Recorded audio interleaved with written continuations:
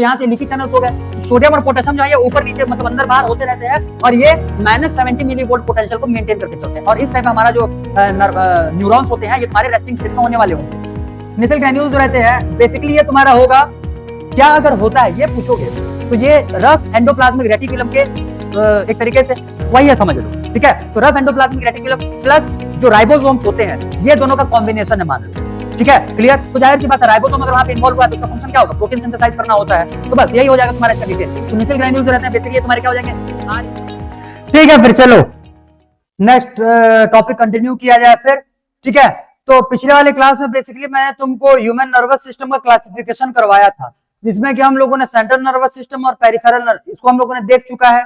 Clear. Neurons का structure basically हम लोग देख रहे थे। तो न्यूरॉन का स्ट्रक्चर में तुम लोगों का बहुत ज्यादा डिटेल तो हम लोगों ने वैसे भी किया नहीं है। अब न्यूरॉन्स का जो है ये हम लोग टाइप्स देखने वाले होंगे, बेसिकली कितने टाइप्स के न्यूरॉन्स होने वाले होंगे, वो भी डिफरेंट डिफरेंट बेसिसेस पे। क्लियर। एक सेकंड बस वेट करना। हाँ, तो ठीक है, फिर नेक्स्ट जो टॉपिक रहेगा ये तुम्हारा हो जाएगा टाइप्स ऑफ न्यूरॉन्स। क्लियर। ठीक है भाई, चलो नेक्स्ट हेडिंग लगाओ, types of neurons.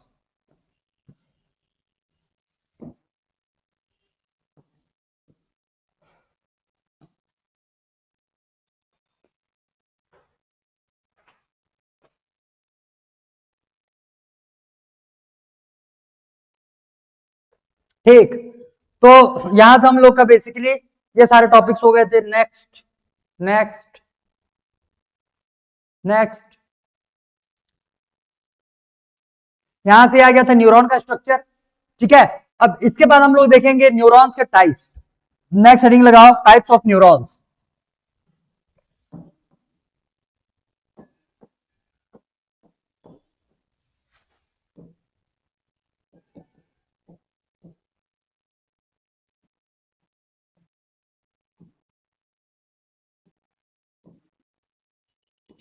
Types of neurons. तो बेसिकली अभी हम लोग पहले क्लासिफिकेशन में इसमें देखेंगे कि किस तुम्हारे नंबर के बेसिस पे कौन कौन से किसके नंबर के बेसिस पे अगर बोलोगे तो ये हो जाए। देखो एक्सॉन तो होना ही है।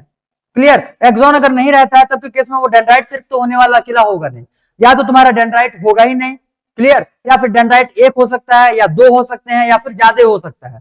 क्लियर। तो इस हिसाब से नंबर ऑफ डेंड्राइट्स के बेसिस पे हम लोग ये क्लासिफिकेशन देखते हैं। तो यहां पे बेसिकली लिख लेना on the basis of,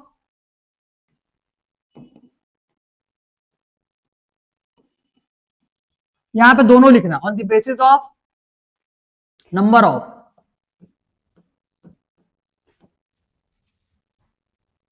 dendrites and exons.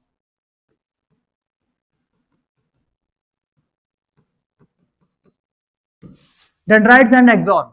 Clear. तो इनके नंबर के बेसिस पे बेसिकली हम लोग को यहाँ का क्लासिफिकेशन पहले नंबर का तुम लोग को यहाँ पे देखना है।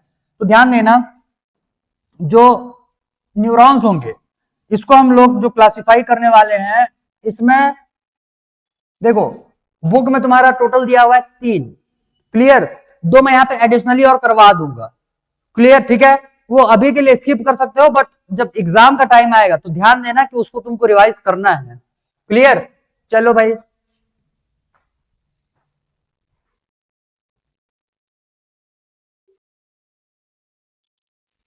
ठीक है, तो देखो जब भी तुम्हारा किसी भी न्यूरॉन में दोनों ही स्ट्रक्चर्स प्रेजेंट होंगे, डेंड्राइट्स भी और साथ ही साथ में एक्सॉन भी, तब हम लोग उस न्यूरॉन को बोलते हैं पोलर न्यूरॉन, मतलब उसमें पोलैरिटी आ चुका है। क्लियर। क्लियर। तो इस टाइप से ध्यान दो। पहले नंबर पे हम लोग इसमें से कवर करेंगे मल्टीपोलर न्यूरॉन।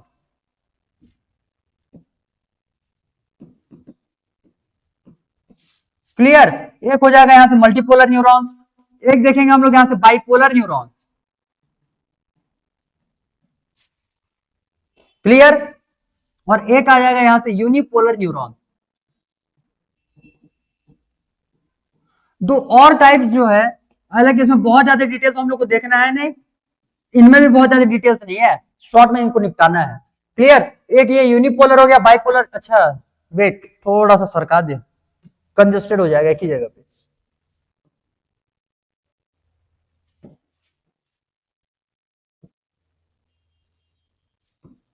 ठीक है, और एक और जो दो दो टाइप्स हम लोग को एडिशनली देख रहे हैं, मैं इसको थोड़ा सा डिफरेंट कलर के पेन से ही बता दे रहा हूं, ठीक है। इसको एक को हम लोग बोल रहे हैं स्यूडो यूनिपोलर,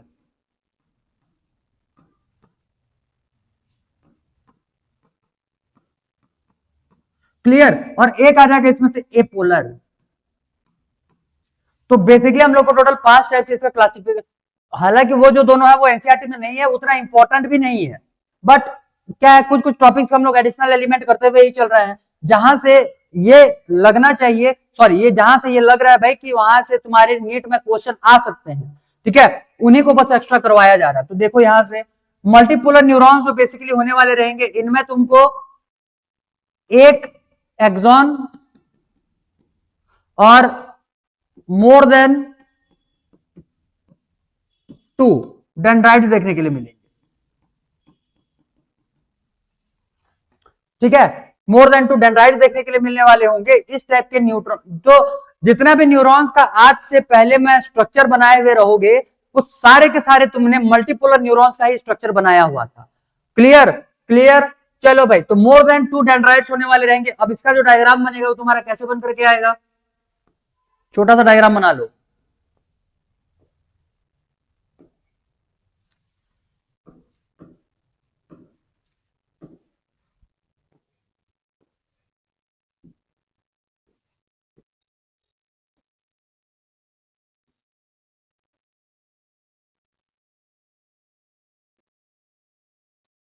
क्लियर, एक छोटा सा डायग्राम बस बना लो, और इसमें तुम्हारे बहुत सारे डेंड्राइट्स प्रेजेंट होने वाले होंगे।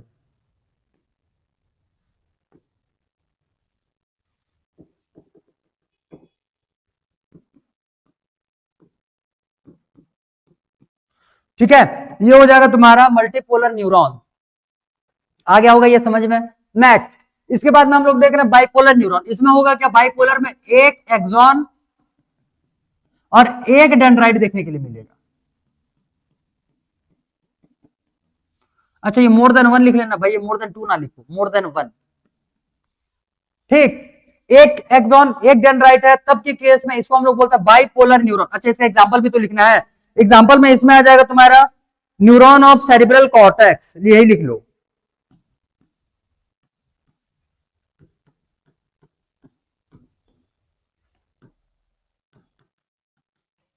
Neurons of cerebral cortex, clear. Cerebral cortex क्या होता है, ये भी हम लोग ब्रेन का टॉपिक है, तो ब्रेन जब स्टार्ट करेंगे तो फिर देखेंगे वहां पे सेरिब्रल कॉर्टेक्स किस पार्ट को ब्रेन का बोला जाता है, ठीक है, क्लियर। तो अभी के लिए बस इतना ही लिख लो इसमें से। बाइपोलर न्यूरॉन जो है ये तुम्हारे 1 एक्सॉन 1 डेंड्राइट के साथ होने वाला होगा। इसका स्ट्रक्चर बेसिकली कैसे बनेगा, ये हो गया तुम्हारा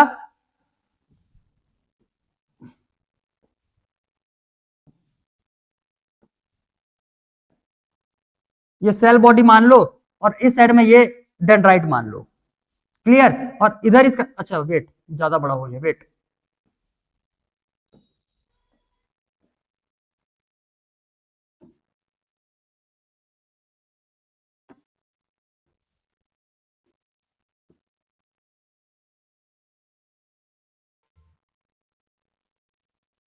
ठीक।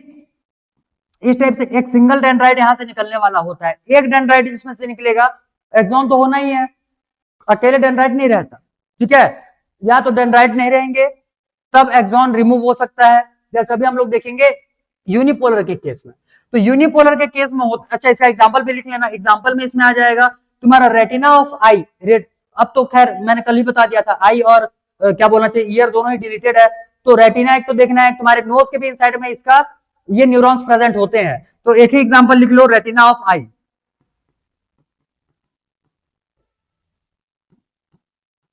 रेटिना ऑफ आई के जो न्यूरॉन्स होते हैं वो तुम्हारे बाइपोलर होने वाले होंगे। यूनिपोलर न्यूरॉन्स जो रहते हैं बेसिकली इसमें तुमको सिर्फ और सिर्फ एक एक्सॉन देखने के लिए मिलेगा और no dendrites,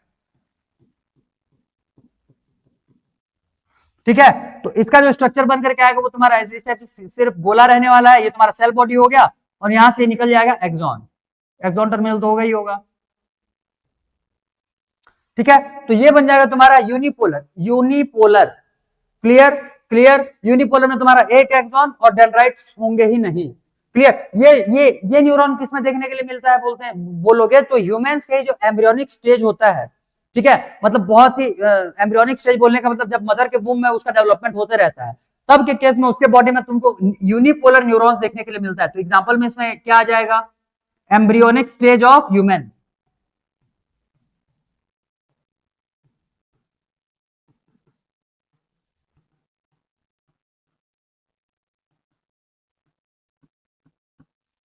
embryonic stage of human. Clear clear. Next, इसके बाद तुम्हारा दिया हुआ है वहां पे स्यूडो यूनिपोलर। स्यूडो यूनिपोलर बोलने का मतलब ये तुमको यूनिपोलर टाइप का दिखेगा, क्लियर, लेकिन जनरली तुम्हारा बाइपोलर बन जाता है। किस टाइप से, देखो ध्यान से, जैसे मान करके चलो यहां पे तुम्हारा ये सेल बॉडी आ गया, ये आ गया सेल बॉडी,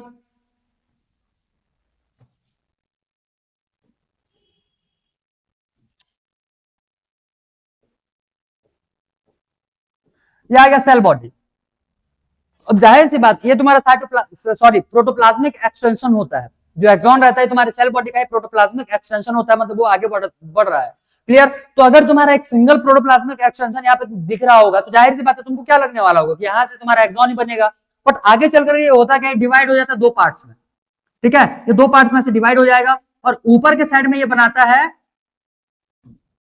वेट, ऊपर के साइड में ये बनाएगा डेंड्राइट। क्लियर। और नीचे के साइड में ये बनाएगा एक्सॉन।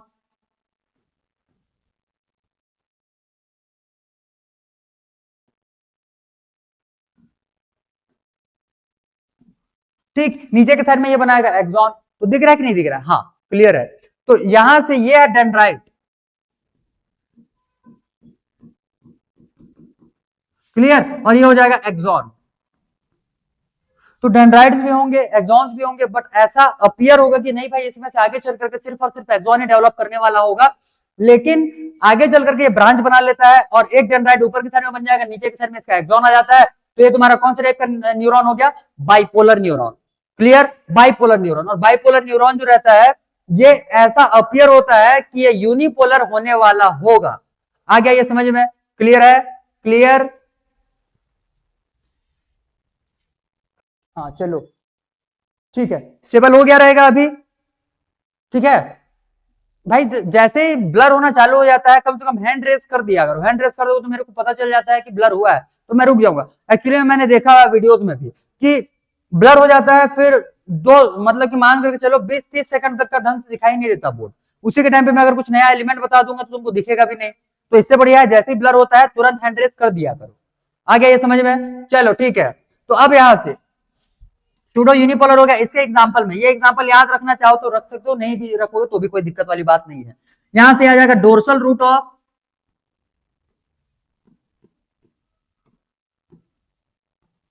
गैंग्लियन इन, बस इतना ही लिख दो, गैंग्लियंस का डोर्सल रूट। ठीक, सभी जगह नहीं, वो कुछ कुछ जगह के जो तुम्हारे डोर्सल रूट्स रहते हैं गैंग्लियंस का, उसी में वही तुम्हारा कैसा अपियर होगा, वही तुम्हारा अपियर होने वाला होता है किस टाइप से? स्यूडो यूनिपोलर के जैसे। क्लियर, उसी को हम लोग बोल रहे हैं स्यूडो यूनिपोलर। एक सेकंड जस्ट वेट करना, एक सेकंड।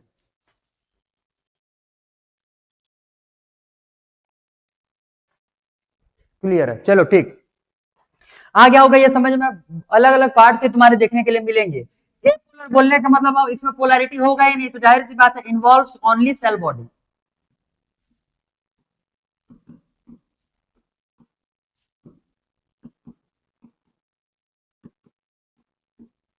ठीक है, तो इसमें सिर्फ और सिर्फ तुमको सेल बॉडी देखने के लिए मिलेगा, बस ऐसा गोला बना करके छोड़ दो। इसमें एग्जांपल में लिखना चाहते हो गैंग्लियन ऑफ, इसमें अगर लिखना चाहते हो तो लिख लो गैंग्लियन ऑफ स्पाइनल कॉर्ड, एक एग्जांपल में लिख लियो, खाली मत छोड़ो।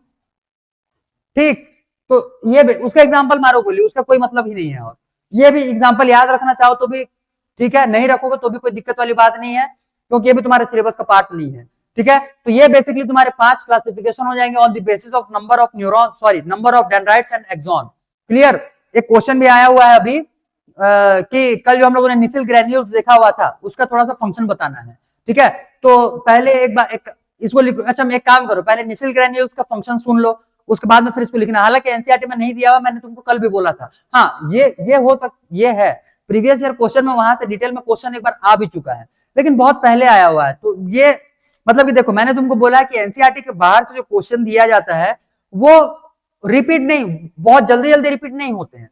होगा भी तो पता नहीं किस काल में होगा, अभी तो वो चांस ही नहीं है। एक तो ऊपर से रिड्यूस भी हो गया सिलेबस। सिलेबस रिड्यूस करने का मतलब क्या है कि तुम्हारा जो कंटेंट है उसको कम किया जाए। अब भी अगर बाहर से कंटेंट दिया जाएगा तो जाहिर सी बात तुम्हारा सिलेबस रिड्यूस करने का कोई मतलब ही नहीं निकलने वाला होगा। क्लियर? तो इसी वजह से मैंने उसको ये सोच करके इग्नोर मार दिया था और उसको इग्नोर स्किप कर दिया था। अब चलो क्वेश्चन पूछ ही दिए हो तो इसको भी लिख लेते हैं। क्या आ जाएगा यहां से, क्या देख रहे थे, डेंड्राइट्स। तो ये निसिल ग्रेन्यूल्स, ठीक है। तो निसिल ग्रेन्यूल्स के लिए एक छोटा सा पॉइंट यहाँ पे लिख लो, उसके बाद में फिर उसको बनाना। यहाँ पे ये दिया हुआ है ये निसिल ग्रेन्यूल्स, एक तुम्हारे कहां पे प्रेजेंट होंगे, डेंड्राइट्स में भी और दूसरा सेल बॉडी में भी। तो इसके लिए लिख लेते हैं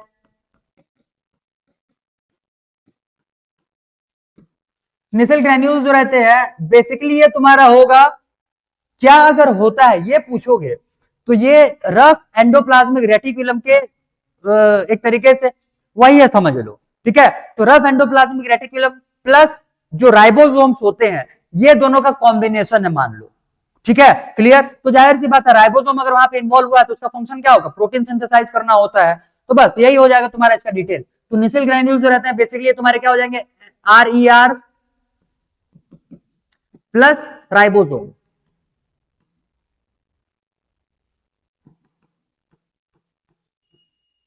ठीक है। RER प्लस राइबोसोम बेसिकली इसका फंक्शन क्या है बोलोगे तो प्रोटीन सिंथेसिस,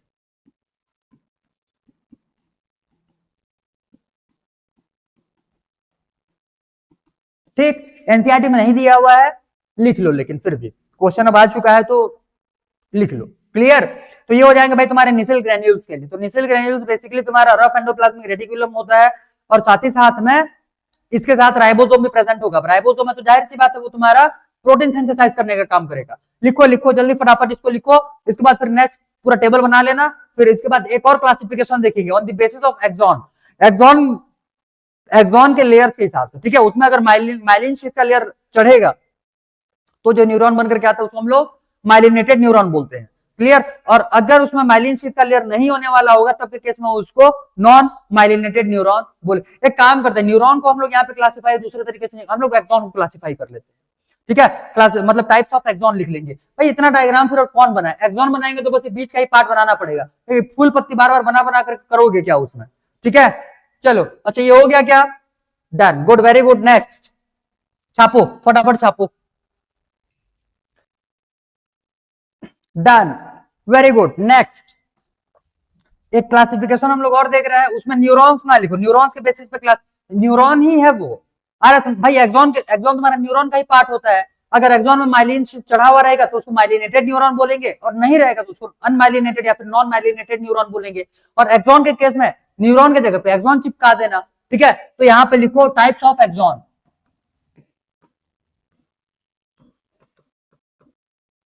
ठीक, टाइप्स ऑफ एक्सॉन। बेसिकली इसको हम लोग दो टाइप से क्लासिफाई कर रहे हैं, एक हो जाएगा यहां से माइलिनेटेड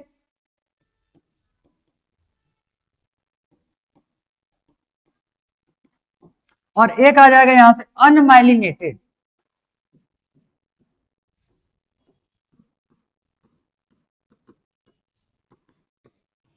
ठीक है। एक हो जाएगा यहां से माइलिनेटेड और एक आ जाएगा यहां से अनमाइलिनेटेड। अब ध्यान दो, देखो कल हम लोगों ने देखा हुआ था न्यूरॉन्स और साथ ही साथ में मैंने तुमको बताया था न्यूरोग्लियल सेल, ठीक है। क्लियर? Neuroglial sales. तो न्यूरोग्लियल सेल्स जो रहते हैं इसके तुम्हारे बहुत सारे टाइप्स आते हैं। क्लियर? बनाने का काम तो वो तुम्हारा क्या होता है, माइलिन शीथ का ही बनाने का काम होगा उनका, लेकिन अलग अलग पार्ट्स के न्यूरॉन्स में ये जो तुम्हारे क्या बोलते हैं इसको, न्यूरोग्लियल सेल्स होते हैं, ये तुम्हारे डिफरेंट डिफरेंट टाइप्स के सेल्स इन्वॉल्व होंगे माइलिन शीथ के फॉर्मेशन के लिए। क्लियर? माइलिन शीथ के फॉर्मेशन के लिए। तो माइलिन शीथ बनाने का काम जो रहेगा ये तुम्हारा यही सेल्स करने वाले होते हैं। अब बेसिकली कौन कौन से पार्ट्स के न्यूरॉन्स में तुम्हारे कौन कौन से टाइप के न्यूरोग्लियल सेल्स प्रेजेंट होंगे ये भी हम लोग लिखते हुए चलेंगे यहाँ पे। आ गया ये समझ में? चलो भाई ठीक है। तो देखो माइलिनेटेड न्यूरॉन्स बोलने का मतलब या माइलिनेटेड एक्सॉन अगर बोल रहे हैं तब के केस में ये हम लोगों ने सबसे पहले एक्सॉन बना लिया, इसके ऊपर में तुम्हारे प्रेजेंट होंगे सेल्स। क्लियर? क्लियर? तो ये जो सेल्स है प्रीवियस डायग्राम्स में इसको तुमने श्वान सेल के नाम से देखा हुआ था। तो श्वान सेल ये तभी होगा जब ये तुम्हारे क्या बोलना चाहिए, न्यूरल्स जो मेन सीएनएस और पीएनएस के जो नर्व्स निकले हुए थे, क्रेनियल नर्व्स और तुम्हारे कौन से थे, ये स्पाइनल नर्व्स, ठीक है, उनको छोड़ करके बाकी जो तुम्हारे नर्व्स होते हैं, ठीक है, उनको छोड़ करके बाकी जो तुम्हारे नर्व्स होते हैं उनमें भी अब देखो ध्यान, पहले काम करो, पहले हाँ, तो ये श्वान सेल समझ में आ गया, तो श्वान सेल जो रहेगा तुम्हारे सिर्फ उसमें मिलने वाले होंगे, उनको छोड़ करके बाकी में, ठीक है। और जो तुम्हारा क्रेनियल नर्व्स था और साथ ही साथ में स्पाइनल नर्व्स था, इनके केस में यहाँ पे श्वान सेल नहीं मिलता, इनके जगह पे तुमको वहां पे जो सेल मिलेगा वो होता है ओलिगोडेंड्रोसाइट्स, ओलिगोडेंड्रोसाइट्स। क्लियर क्लियर, तो अभी देखेंगे ये है तुम्हारा वो कौन सा सेल, न्यूरोग्लियल सेल, ठीक, तो लिखेंगे यहीं पे मैं लिख देता हूं, ध्यान देना।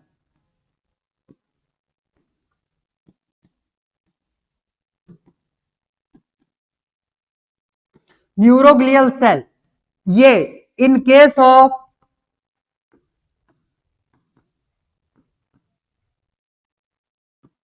सीएनएस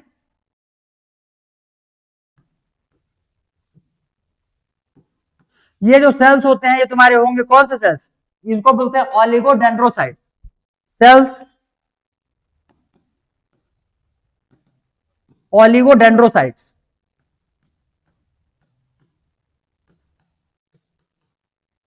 क्लियर, और इनको छोड़कर के बाकी जो न्यूरॉन्स होंगे, rest neurons, in rest neurons. Clear, मतलब वो वॉलंटरी इनवॉलंटरी जितने पार्ट्स, अच्छा वही लिख लो, in case of voluntary and involuntary organs.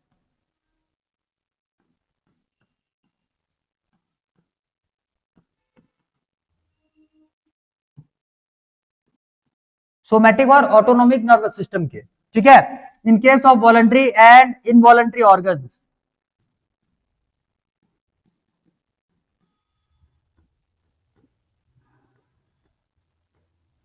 क्या हो जाएंगे, सोमैटिक नर्वस सिस्टम और साथ ही साथ में ऑटोनॉमिक नर्वस सिस्टम, एसएनएस और एएनएस।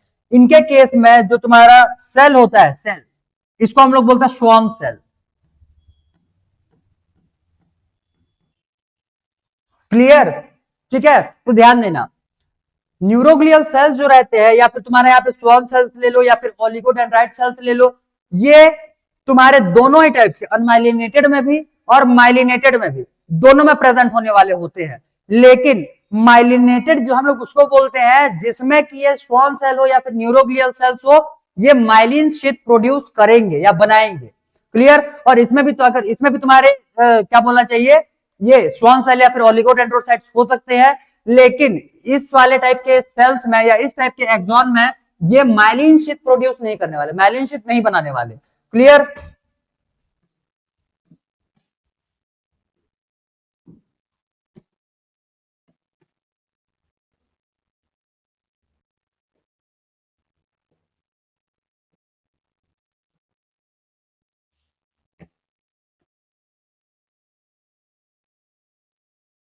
ठीक है, और यहां पे भी तुम्हारे प्रेजेंट होंगे क्या चीज, वेट,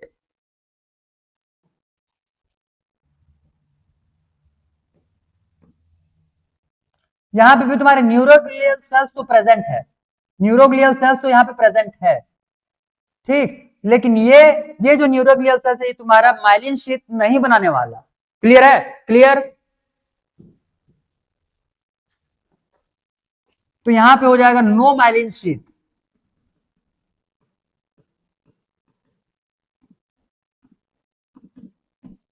ठीक, और यहां पे हो जाएगा माइलिन शीट।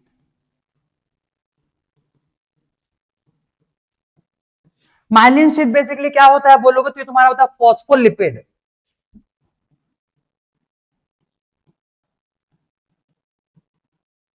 ये क्या हो जाएगा, फॉस्फोलिपिड। अब जाहिर सी बात है लिपिड जो रहता है ये तुम्हारे इलेक्ट्रिसिटी के बेड कंडक्टर होता है, तो जहां पे भी तुमको माइलिन शीट देखने के लिए मिलता है, यहां पे तुम्हारा कंडक्शन होता ही नहीं है।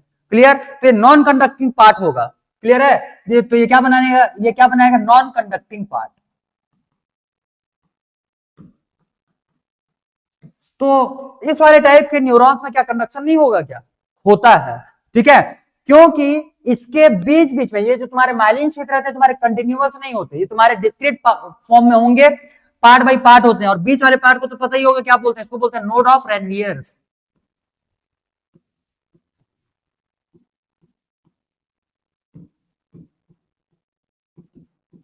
Node of Ranvier's, clear. तो नोड ऑफ रेनवियर्स जो रहते हैं बेसिकली इसी के थ्रू तुम्हारा कंडक्शन होने वाला होगा। अभी देखेंगे कि कंडक्शन का प्रोसेस क्या क्या होता है।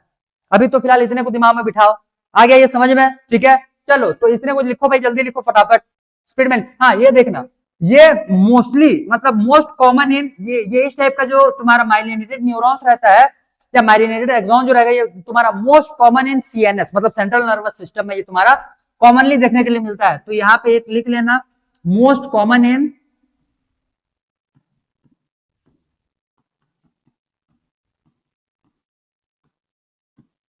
सीएनएस, ये एक नोट करके लिख लेना। आ गया ये समझ में, क्लियर है, ठीक है। चलो इतने को लिखो फटाफट, बस इतना ही है और ज्यादा नहीं देखना। एक था माइलिनेटेड और एक हो जाएगा अनमाइलिनेटेड, बस इतना दिमाग में बिठा कर रखना। माइलिन शीट जो रहता है तुम्हारा लिपिड का लेयर होता है, और लिपिड जो रहेगा तुम्हारा बैड कंडक्टर या फिर पुअर कंडक्टर ऑफ इलेक्ट्रिसिटी होता है। क्लियर है, ठीक है। लिखो लिखो लिखो, डन, गुड, वेरी गुड। अब इसके बाद हम लोग देखेंगे, इतने में से तुम्हारा हो गया क्या बोलने से, इतने में से तुम्हारे टाइप्स ऑफ न्यूरॉन्स, उसके बाद फिर एक्सॉन के टाइप्स, माइलिनेटेड किसको बोलते हैं, अनमाइलिनेटेड किसको बोलते हैं, ये सब हो गया कंप्लीट। आ गया ये समझ में। अब इसके बाद जो तुम्हारा नेक्स्ट टॉपिक होगा ये हो जाएगा कंडक्शन ऑफ नर्व इंपल्स, ठीक है, कंडक्शन ऑफ नर्व इंपल्स। अब हम लोग उसको कंडक्ट करवाएंगे, ठीक है। नेक्स्ट हेडिंग लगाओ, conduction of nerve impulse.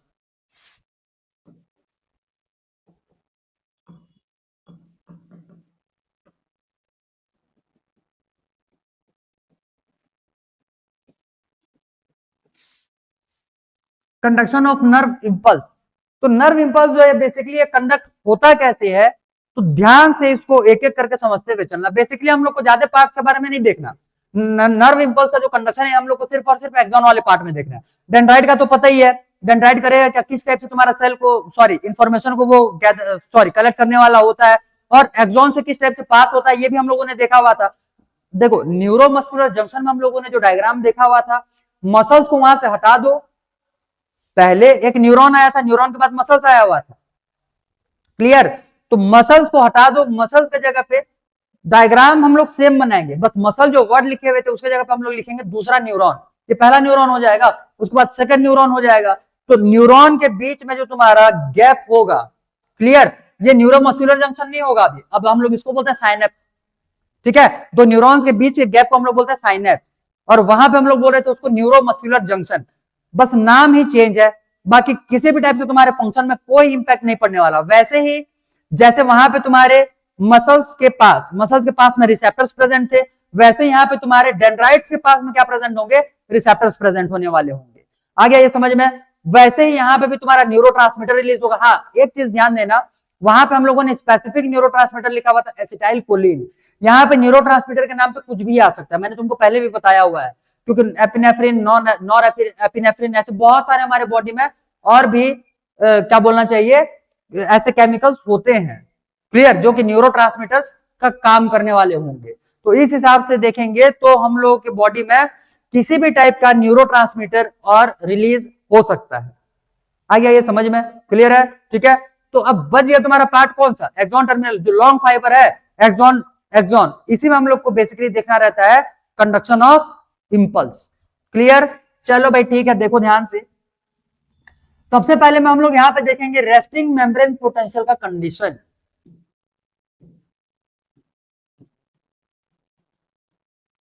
Resting membrane potential,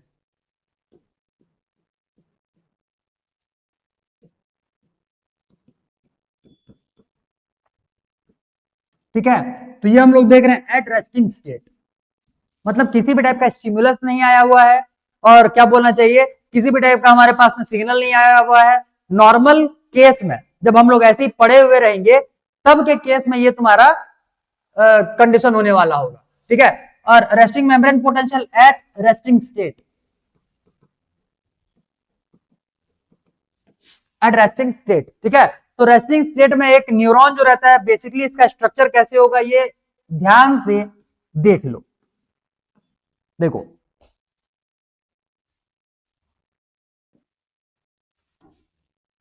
ये होगा न्यूरॉन, ठीक।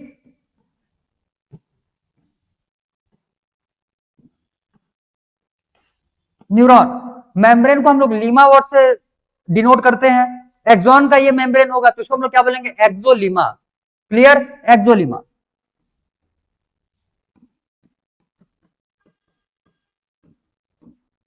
ठीक है, इसके इनसाइड में फ्लूइड कंटेंट रहेगा जिसको हम लोग बोलेंगे एक्सोप्लाज्म।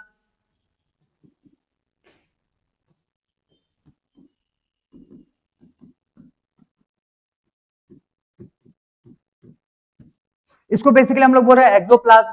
ठीक है, क्लियर। अब ध्यान देना, अगर अंदर का फ्लूइड है तो इसको हम लोग एक्सोप्लाज्म बोल दिए, और अगर बाहर में हो जाएगा तो तुम्हारा एक्स्ट्रा सेल्यूलर फ्लूइड होता है। ठीक है, तो बाहर के साइड में फ्लूइड जो रहेगा एक्सटर्नल फ्लूइड।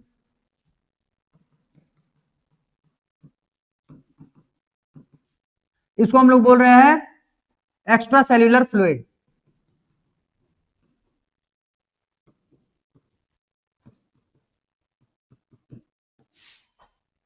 क्लियर, इसको बोला जा रहा है extra cellular fluid.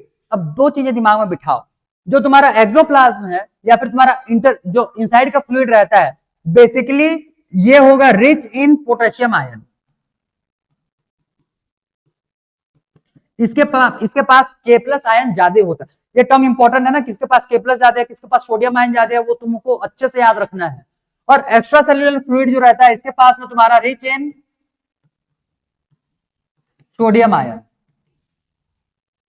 Clear, clear, rich in sodium ion. अब ध्यान देना, सोडियम आयन और पोटेशियम आयन के बेसिस पे, सोडियम आयन और पोटेशियम आयन के बेसिस पे, ये ऊपर में सोडियम आयन ज्यादा है और नीचे में पोटेशियम आयन ज्यादा है। लेकिन अगर सोडियम और पोटेशियम को कंपेयर करोगे तो ऊपर में सोडियम का अमाउंट ज्यादा होगा और अंदर में ये जो पोटेशियम आयन है इसका अमाउंट कम होगा। तो जाहिर सी बात है, ऊपर का पार्ट तुम्हारे ज्यादा पॉजिटिव हो गया और अंदर का पार्ट यहां से कम पॉजिटिव होगा as compare to outer reason.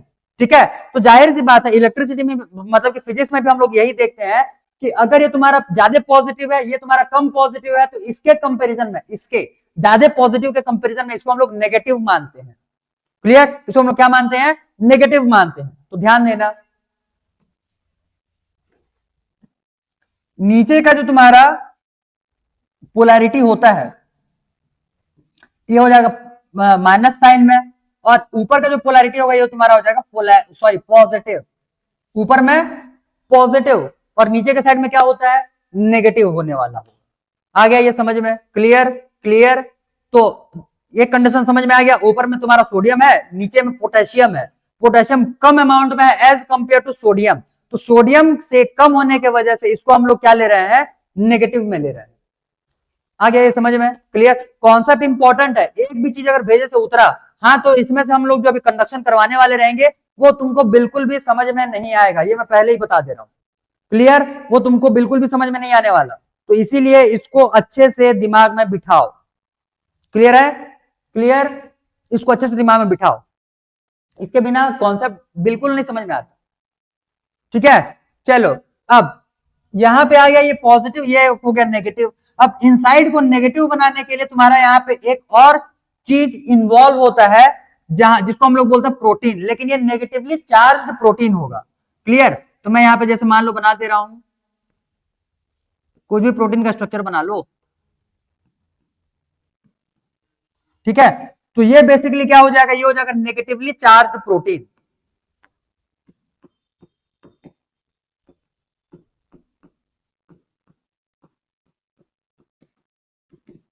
कहां पे प्रेजेंट है, तुम्हारे इनसाइड में, इनसाइड के फ्लूइड में प्रेजेंट है।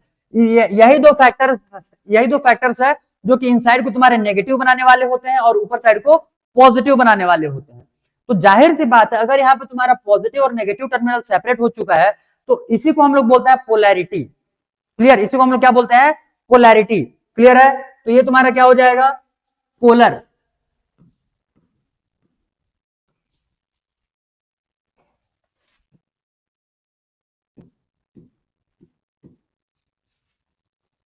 ठीक है, ये तुम्हारा क्या हो जाएगा, पोलर, पोलर। कोई डाउट, कोई डाउट, इतना समझ में आ गया। अब जाहिर सी बात है, इन दोनों के बीच में अगर तुम्हारा डिफरेंट चार्जेस आए हुए हैं तो इनके बीच में अब एक पोटेंशियल क्रिएट हो जाता है, पोटेंशियल क्रिएट हो जाएगा। और इनके बीच में जो पोटेंशियल होता है ये तुम्हारा होता है -70 मिली वोल्ट का potential.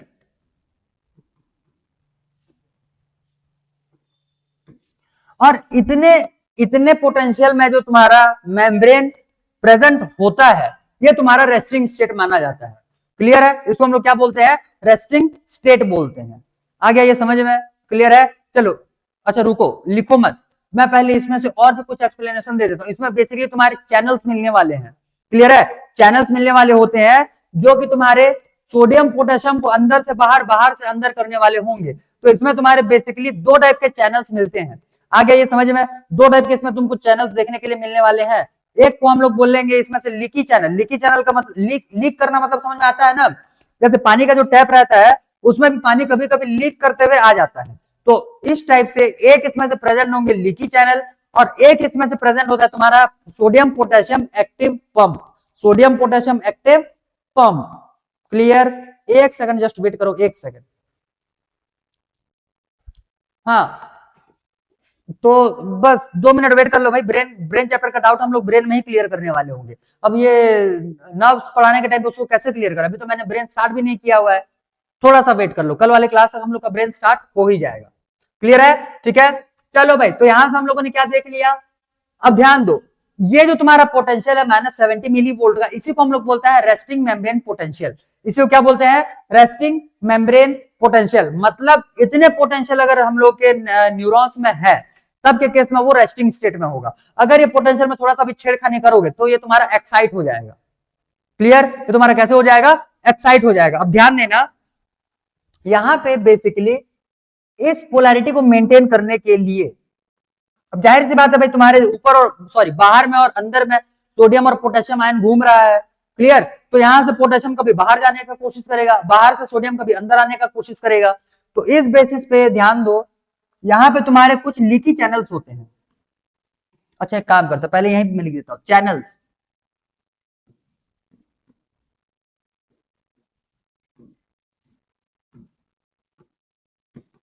On the membrane. Basically channels क्या है बोलोगे तो तुम्हारे टनल प्रोटीन्स हैं। Clear? Clear? Are tunnel protein.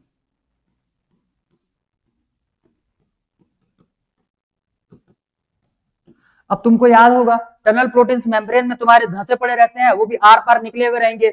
और ये जो टनल प्रोटीन्स रहते हैं ये तुम्हारा दो टाइप का ट्रांसपोर्टेशन करवाते हैं, या तो एक्टिव ट्रांसपोर्टेशन करवाएंगे या फिर पैसिव ट्रांसपोर्टेशन करवाते हैं। तो ये जो चैनल दिख रहा है यहाँ पे तुमको, चैनल बेसिकली दो टाइप से हो जाएंगे। यहाँ पे एक हो जाएगा तुम्हारा leaky channel,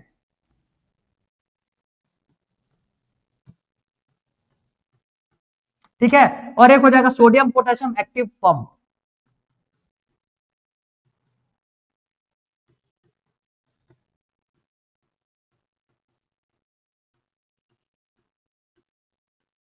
sodium potassium active pump.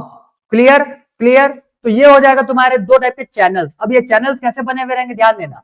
Leaky channels जो रहते हैं इसमें तुम्हारा ट्रांसपोर्टेशन जो रहेगा तुम्हारा पैसिव होता है।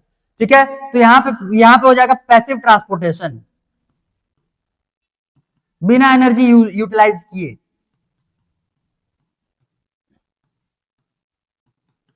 और ये जो है ये तुम्हारा एक्टिव नाम ही से पता चल रहा होगा, एक्टिव पंप बोल रहा है तो एक्टिव ट्रांसपोर्टेशन करवाएगा।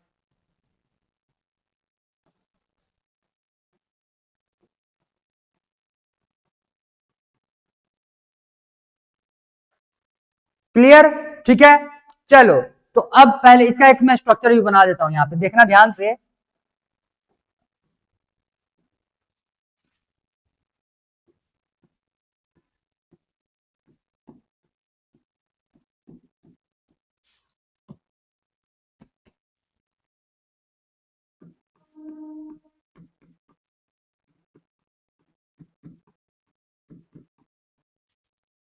अब ये ब्लू कलर में मैंने लीकी चैनल जो है इसको ज्यादा बनाया हुआ है। ये बेसिकली तुम्हारा होता है पोटेशियम लीकी चैनल। ये ज्यादा अमाउंट में होता है तो ये ज्यादा पोटेशियम को ऊपर पहुंचाएगा। ठीक है, अब ध्यान दो, अगर तुमको ऊपर को पॉजिटिव बना करके रखना है तो ज्यादा पॉजिटिव चार्ज तुम्हारे ऊपर में होने वाले होंगे और कम पॉजिटिव चार्ज तुम्हारे नीचे में होने वाले रहेंगे। तो मान करके चलो कि यहां से तुम्हारा दो सोडियम नीचे आया है तो दो ही पोटेशियम ऊपर जाएगा, तो फिर ये तो तुम्हारा सेम कंडीशन हो गया जैसा ये है। क्लियर। अब ऊपर को पॉजिटिव बना करके रखना है, तब के केस में यहां से पोटेशियम जो रहेगा ये तुम्हारे ज्यादा लीक होकर के ऊपर जाने वाला होगा। क्लियर है, क्लियर है। तो यहाँ पे हम लोगों ने दो चैनल्स बनाया हुआ है, एक को हम लोग बोल रहे हैं पोटेशियम लीकी चैनल,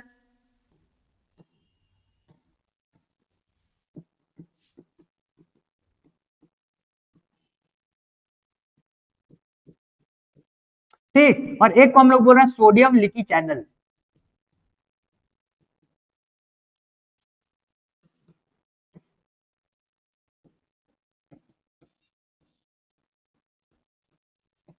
एक हो जाएगा पोटेशियम लीकी चैनल और एक हो जाएगा यहां से सोडियम लीकी चैनल। ध्यान देना, सोडियम का अमाउंट है तुम्हारे बाहर में ज्यादा, अंदर में उसका कंसंट्रेशन कम, और पैसिव ट्रांसपोर्टेशन जब भी होता है ये तुम्हारे हाई कंसंट्रेशन से लो कंसंट्रेशन की तरफ होता है। तो ऊपर में किसका कंसंट्रेशन ज्यादा है? सोडियम का। लिखे हुए कहां गया? कहीं तो लिखे थे भाई।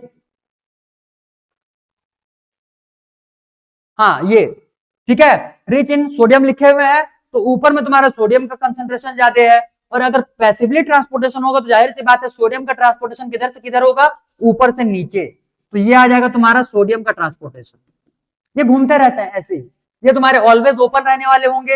हालांकि ध्यान देना, अच्छा आज उसको नहीं बताते, उसको तुमको मैं कल बताऊंगा फिर। ठीक है, बुक में तुम्हारा लिखा हुआ है कि ये स्लाइटली इम्परमेबल होता है सोडियम के लिए, और ये मेम्ब्रेन जो रहेगा तुम्हारा मोर परमेबल होता है पोटेशियम के लिए। तो मोर परमेबल अगर पोटेशियम के लिए तो जाहिर सी बात है पोटेशियम ज्यादा यहाँ से रिलीज होने वाला होगा। बुक में ये दोनों ये चैनल्स का नाम नहीं दिया ना, उसमें बस बता दिया है कि तुम्हारे ये जो मेम्ब्रेन्स होते हैं ये स्लाइटली परमेबल फॉर सोडियम और मोर परमेबल फॉर पोटेशियम, ये बुक में लिखा हुआ है। क्लियर। और लीकी चैनल्स का नाम नहीं लिखा हुआ तो वो तुम्हारे लिए एक एक्स्ट्रा टर्म हो जाएगा।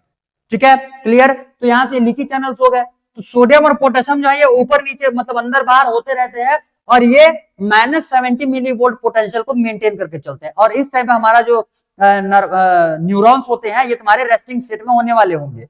अब आगे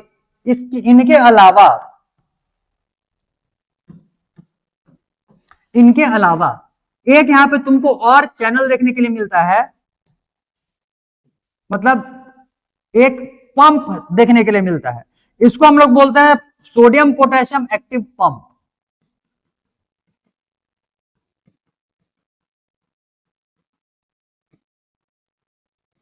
अब एक टाइप का और यहां पे चैनल आएगा ना, ठीक है। ये तो तुम्हारे ऑलवेज ओपन है, ऑलवेज ऑलवेज। ठीक। अब जब स्टिमुलस आता है तो यहाँ पे तुम्हारा एक चैनल और बन करके निकलने वाला होगा, जिसको कि हम लोग बोलते हैं सोडियम वोल्टेज गेटेड चैनल, और एक को बोलेंगे पोटेशियम वोल्टेज गेटेड चैनल। ठीक है। ये जो परमिएबिलिटी तुमको दिख रहा है तुम्हारे दोनों के लिए साइमल्टेनियसली दिखता है, मतलब सोडियम भी आ सकता है और पोटेशियम भी, दोनों साथ साथ आ जा सकते हैं। लेकिन जो तुम्हारा वोल्टेज गेटेड चैनल रहता है इसमें सबसे पहले में सोडियम आएगा और सेकंड बार में फिर पोटेशियम को यहां से बाहर निकाला जाएगा। Clear, clear. ठीक है। तो खैर वो तो हम लोग का कंडक्शन का पार्ट है, पहले तो हम लोग रेस्टिंग स्टेट को ही देख लेते हैं अच्छे से। कंडक्शन हम लोग कल देखने वाले हैं, आज तो मैं करवाऊंगा नहीं, थोड़ा सा क्या ऑफिस का भी काम है तो आज ज्यादा हम लोग करेंगे नहीं, इतना ही देखो। और इसके बाद कंडक्शन जो होगा हमारा टॉपिक, कंडक्शन हम लोग देखेंगे कल। Clear, clear. चलो, तो बेसिकली यहां से मैंने क्या बताया तुमको, सोडियम पोटेशियम एक्टिव पंप बताया। ये सोडियम और पोटेशियम को अंदर से बाहर, बाहर से अंदर लाने के लिए एनर्जी यूटिलाइज करवाएगा। और सोडियम पोटेशियम एक्टिव पंप जो चलता है ये एक्सचेंज करता है, कैसे समझो, एक्सचेंज दो सोडियम के बदले 3 पोटेशियम। क्लियर, 2 सोडियम के बदले 3 पोटेशियम। अगर 2 सोडियम इधर से उधर किया है तब के केस में 3 पोटेशियम उधर से इधर करने वाला होगा। आ गया ये समझ में? ठीक है। चलो भाई, तो ये पूरा का पूरा बोर्ड में जितना इस पेज में लिखा हुआ है इसको छापो, इतना ही है तुम्हारा रेस्टिंग स्टेट का न्यूरॉन। हाँ, ज्यादा स्टेटमेंट्स वगैरह इसमें ना लिखे रहना, कल लिखवाऊंगा और डिटेल। क्लियर। तो अभी के लिए सिर्फ इतना ही चिपकाओ, जो तुमको डायग्राम बनवाया गया है और जितना मैंने बोला उसको भेजे में बिठा करके रखे रहना, कल लिखेंगे 1 बाय 1 सभी को। क्लियर। लिखो लिखो लिखो, जल्दी लिखो।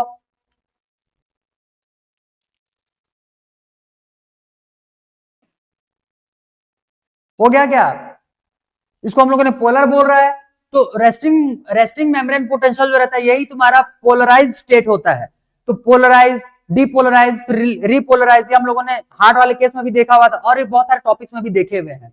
क्लियर? तो यहां से बेसिकली ये तुम्हारा रेस्टिंग स्टेट में जो रहता है तुम्हारा पोलराइज्ड केस होता है। ठीक है, तो ये क्या हो जाएगा? Polarize state.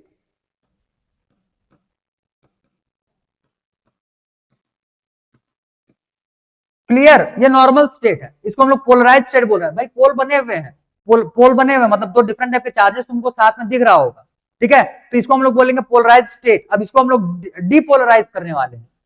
ठीक है, डीपोलराइज करेंगे। डीपोलराइज करने का मतलब इसमें कुछ ना कुछ चेंजेस करेंगे। फिर इसको अच्छे से दिमाग में बिठा करके रखे रहना, कल हम लोग यहीं से कंटिन्यू करने वाले हैं। क्लियर? अच्छा, डन, गुड, वेरी गुड। चलो भाई, तो ये डायग्राम्स हो गया, इतना डिटेल हो गया। तो बाकी डिटेलिंग हम लोग इसका देखेंगे कल। आज के लिए इतने एलिमेंट्स को अच्छे से दिमाग में बिठा लो। क्लियर है? ठीक है, क्योंकि कल और इतना सामने हमारा डायग्राम नहीं बनाने वाले। कल तुम्हारे एनसीईआरटी में जो दिया हुआ है सिंगल सिंगल दो लाइंस दिए हुए हैं, मतलब पेयर्स में दो लाइंस दिए हुए हैं, फिर पॉजिटिव नेगेटिव सिर्फ चार्जेस उसमें से डिनोट किया हुआ है। कल भी हम लोग यही देखने वाले। इतना इतना कॉम्प्लिकेटेड डायग्राम बार बार थोड़ी बनाओगे। क्लियर? अब तुमको ये समझ में आ चुका रहेगा कि सोडियम लीकी चैनल और पोटेशियम लीकी चैनल से सोडियम और पोटेशियम जो है ये ऊपर नीचे अंदर बाहर होते रहते हैं। क्लियर? क्लियर? चलो भाई, ठीक है, तो आज के लिए इतना ही करना है। अब नेक्स्ट कंटिन्यू करेंगे कल।